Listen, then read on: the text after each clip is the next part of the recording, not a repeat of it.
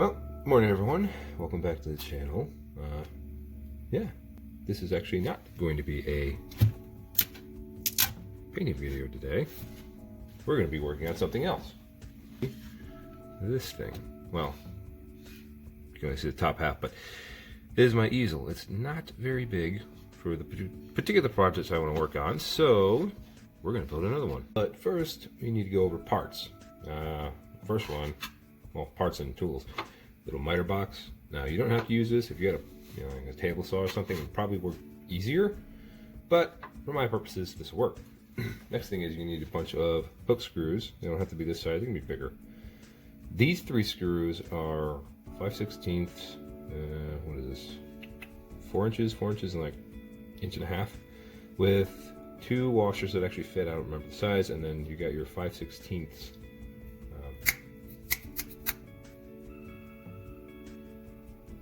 wing nuts. And then you need some sort of drill motor or a drill press. Preferably a drill press because it's straighter, but right now my drill press is kind of stuck over there on the table behind everything. So I'm going to just use good old Black & Decker drill motor. Not sponsored by them, by the way, just saying, or whoever makes these. Hillman. And here we are. Both were cut at the same angle. I don't know if you can see that, but it should work pretty well. It's about the same angle as the little one, so this should work fairly well. And they're actually quite flat. I took a knife to it, file it, well, cut a little off, a little, and then sanded it, but it should be good.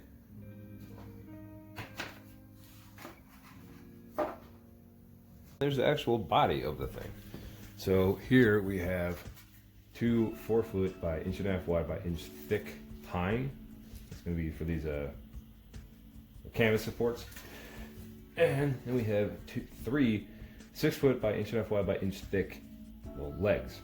Not sure these parts.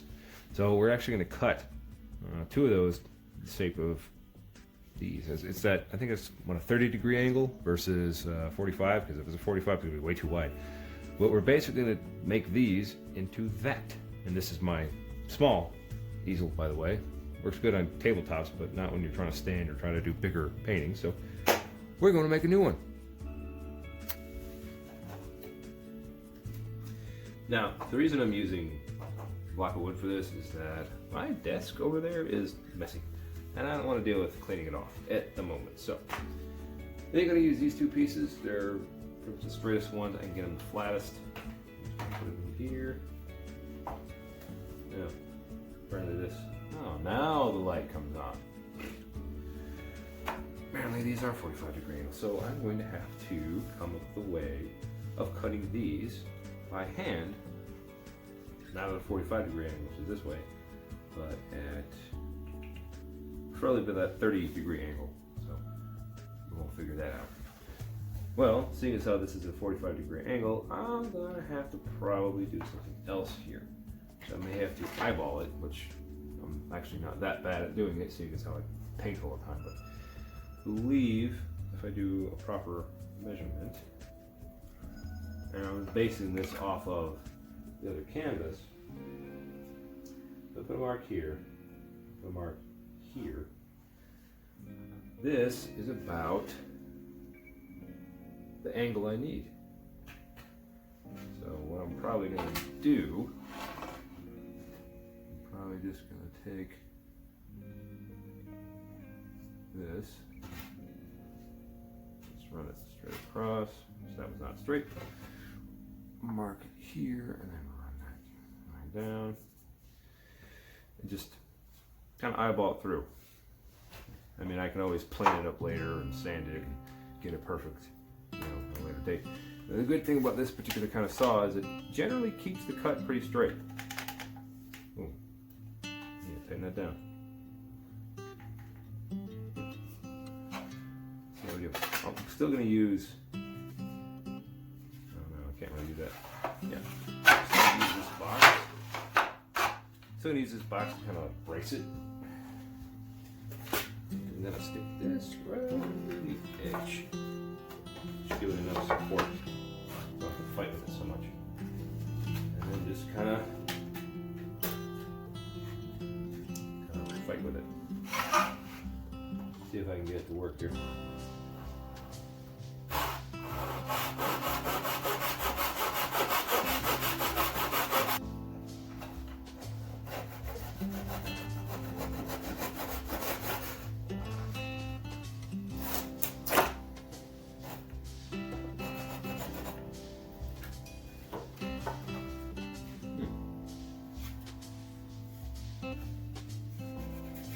Too bad, could use a planer over here, or a knife, and yeah, clean it up real good. That actually seems to work. And what I'll do now is I'll just lay this on top of the other one and match the angle and then cut it that way. Alright, well, we moved, so now I have to figure out the best way of drilling angles, since yeah, I gotta figure out how do I do this particular angle so it's straight across. I want this to do it the right way. Do this the right way. This has to be drilled at a particular angle, which I don't have any of my angle blocks anymore. So what I think I'll do is I'll drill a hole through the main piece here. This is the option. And then line the side pieces up and just drill straight through. It's not the best way of doing it, but if anything, it'll work. I mean, I could just drill through and make a starter hole, and then finish it by taking this away. So I think that's what I'm about to do. Which one of these do I want? It's going to be this one, right? This up here next to it, so I get the sizing right. Here, so I want it about dead center, right about there. And then this is a starter hole, so I can get the bigger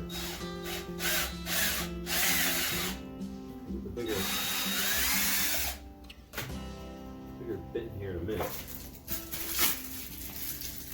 I can actually fit one of these screws through there. Now, usually I would put a block over here. I think I might still do that. That way, I don't have to worry about the wood ripping out on the other side, because then it just looks bad. And I'm going to clean up my carpet again. As I mentioned before, it's January here, so it's cold.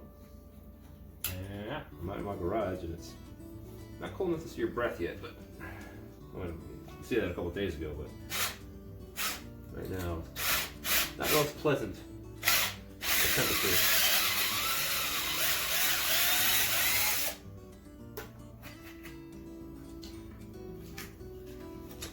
Not the straightest hole, but now it is. And I know this isn't the best way of doing it, and a lot of the YouTube channels don't do it like this. They do it, well, obviously better, but like I said in all my other videos, I don't really have the best setup for like any of this. A lot of what I do is by hand. But it is what it is. As long as the product in the end works, people like it, I think that's all that matters, right? I'd love to have a workshop like some of those other YouTubers have, but I'm not likely to have one of those anytime soon. Dead center. There. Now we just gotta drill through at this angle so it comes out flat on the other side.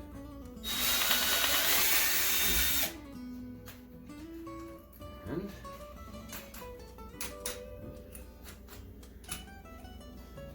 fix this up right here. Actually, I don't even know the size of these drills. I don't remember what they are, but the same angle.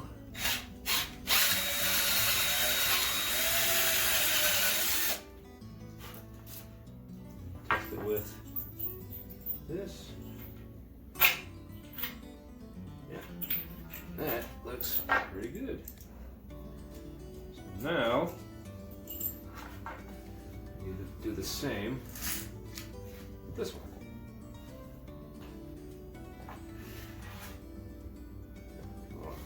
Flip it, because I'm not on that side, so I don't want to have to fight with moving around too much. So let's get you up there. Switch this out. Apparently the neighbors are up.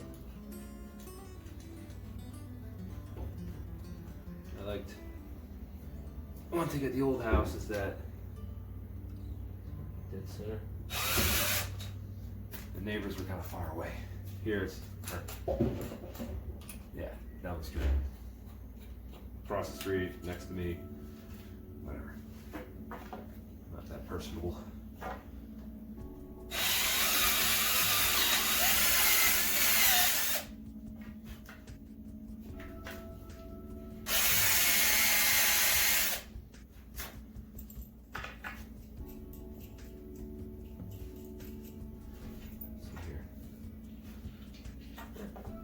That'll work.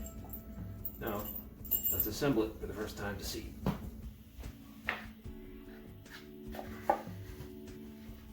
All right, so now we're gonna stick it all together. See how well it works.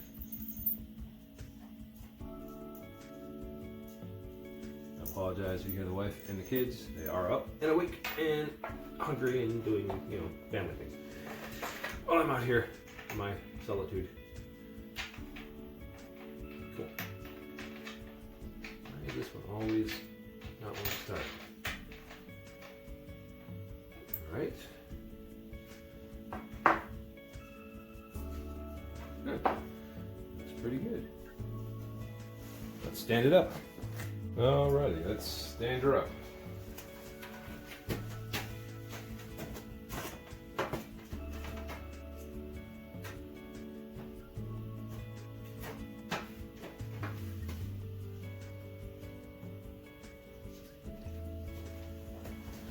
Alrighty, well, how does that look? It looks pretty well. Next thing is going to be, we need to drill some holes in these pieces. And they're going to end up being on the other side. Well, one of them's going to be on the other side, the other one's going to be in the front. It allows us to actually move it up and down to the size of canvas we have. So this can actually go up to super small canvases all the way down to massive. So, we're going to do that. Alright, so I think if I put this here, that's probably going to be the best spot for what I want to do when it comes to actually measuring it all out. Yeah. So I'm going to take my measuring tape here and figure out the distance. This is 4 feet, right? So about 16 inches. We got 15 per side, right?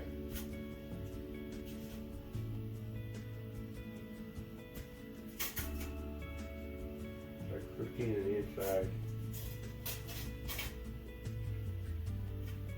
Like 15 on the inside, 15 on the inside of one side. So about right. So I'm going to mark this right about there, right about there. See those marks. That's about 15 inches in. That's about 15 inches in. I apologize for the sounds earlier. The neighbor came home, so like I said, I live in a place where they're close by. So the next thing is I'm going to do is I'm going to drill these holes, and I'm going to take the other piece, drill the holes a long way through. That'll be the actual shelf where the canvas is sit on, and this will be the back part that actually goes back here. It all kind of gets clamped together with the other 5/16 screws in their wing nuts. Alright, so let's drill as straight a hole as we can. Actually, hold on. Let's do this. This has to be like that, and I want the back edge to be a little bit higher. Do some markings, huh? So, if the marking's there, we want this to be more centralized. We're going to do it like that. This. This. Or like that. So, we're going to take this slow.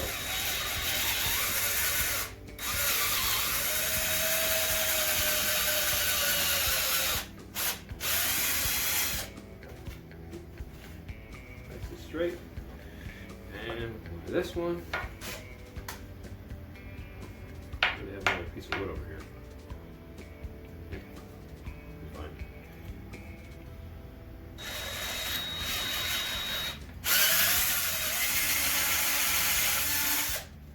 You can tell this thing is starting to spin out a bit of the actual, well, this piece. So, I'm going to lay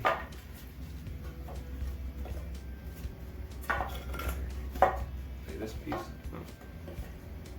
Lay this piece on top of it. I'll line it up as best I can. Make it as flat. I think I can set this in there. Ah, there you go. Dead center, right? Oh, not yet. Yeah, I'll mark it with the drill. Probably easier that way.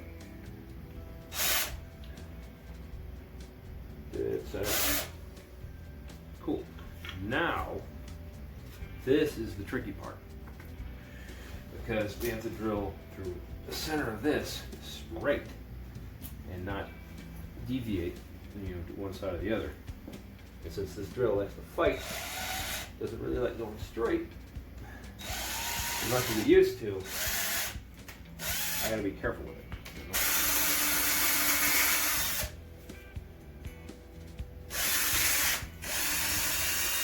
That is about center. It's good. Now comes the scary part.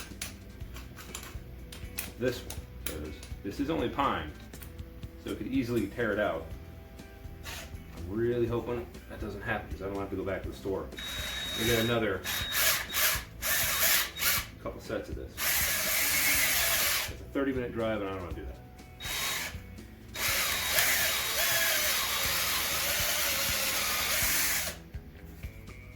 Ooh.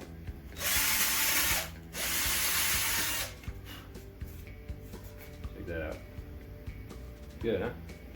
A little torn out, but that's okay. We will see if we can fix that up. Now, let's go back to this. I wish my workbench was set up and all my tools are set up and all that stuff. Not right now, so we'll improvise. Do things the old-fashioned way, by hand. Come on. One of these days, I'm gonna get a better drill.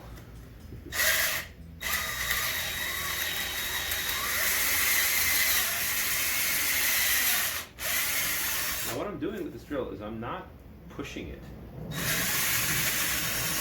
I'm not pushing it through. The reason for doing like a pilot hole is to guide the bigger drill. Because if I was just doing this freehand, just with this, by itself, without having to do a pilot hole, I'd have to worry about it going off in a different direction.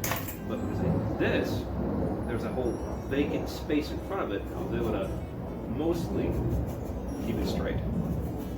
No breakthrough, it looks good on each side. I need to sand it down a bit, but we can now try this. For the first time, let's see how well this works. It's going to be the front, and that's the back. Nice. It's a little off, but if I flip it, I wonder. It'll line up again. Ah, there it is. Perfect. And this goes on there, and then this just gets attached. And you can tighten it as you need. Obviously we'll do the same on the other side, and it's this gap in here obviously is going to be the legs, but all in all, this works out pretty well. I'm going to get rid of this. But yeah. Right, now, see if we can attach this properly. So over here, inside. Make sure the bolts are on the inside for this. Holes. I want to fight me a little bit, but okay.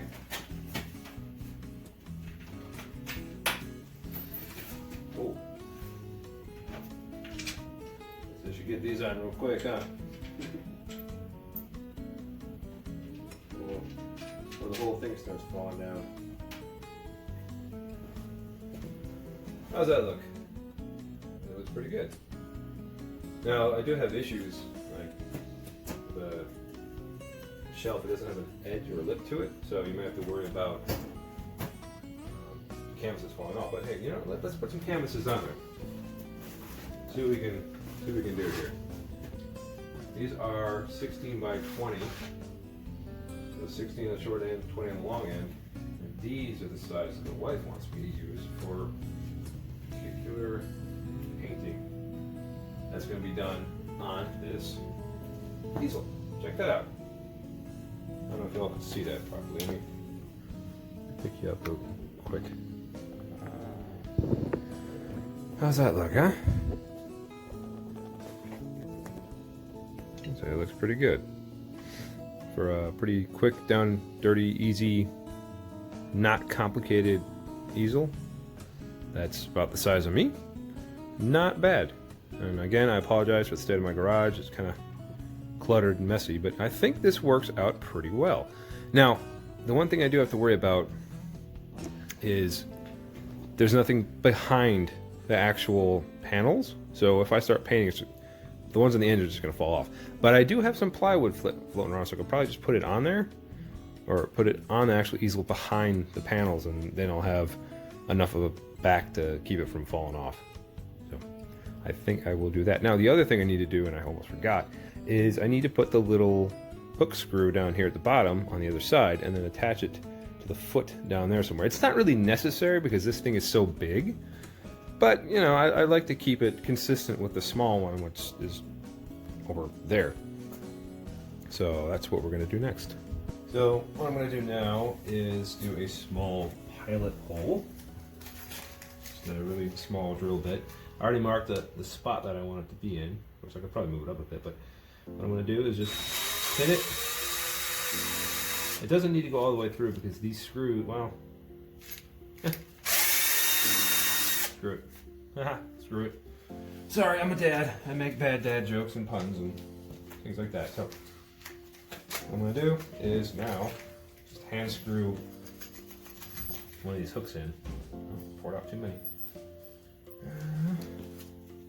And then we're going to do the same. We're going to do another hole down there in the, oh, neighbor's here again, the foot, the back foot of the easel. And this is what we'll attach. Probably just some black cord too. That's what I have on hand. Yeah. Alright, and now for the bottom. Let's put it right here. Why not? It's a good enough spot. It's kind of reminiscent of the small one. Apologize, my kids are being loud in the background, running around being all crazy. So you hear them, well, they're cute, so they kind of get away with it. But if you hear them, sorry. They're little, they don't know better. Even though we try to teach them. We're going to do this right there. And the next thing, fix some of this. Oh my God, those kids. Just going to do a simple knot down here. Nothing crazy, nothing fancy. It doesn't need to be anything. I'm not doing like some weird untieable knot. Just something simple. And that is going to get strung up. All right, well here it is. The for the most part, completed easel. I'm gonna pull it out to its full extension, but this ought to work. Just put something behind the panels when I'm painting and should be good. I'm gonna load it up again just so y'all can see it.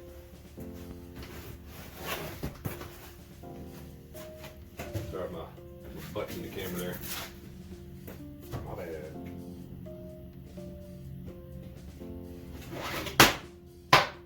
So that too could happen, so I'll have to figure out what to do with that.